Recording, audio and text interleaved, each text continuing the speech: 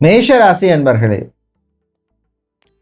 அமைதியா இருந்து சாதிக்க வேண்டிய நாள். சில விஷயங்கள்ல பொறுமையா நிதானமா இருக்கணும். ரொம்ப ஃபாஸ்டா இருக்காதீங்க. கலைஞர்களுக்கு சில நெருக்கடி வரும், சமாளிச்சிருவீங்க. திருமணம், விவாகம், கல்யாணம் சம்பந்தமான விஷயங்கள்ல ஒரு மிக்ஸ்டான ரிசல்ட் தரக்கூடிய நாளா இருக்கும். கடன் விஷயங்கள்ல இருந்த பிரச்சனைகள், ப்ரெஷர் கொஞ்சம் குறையும். இஎம்ஐ கட்டுறதுக்கு ஏதோ ஒரு வழி கிடைக்கும்.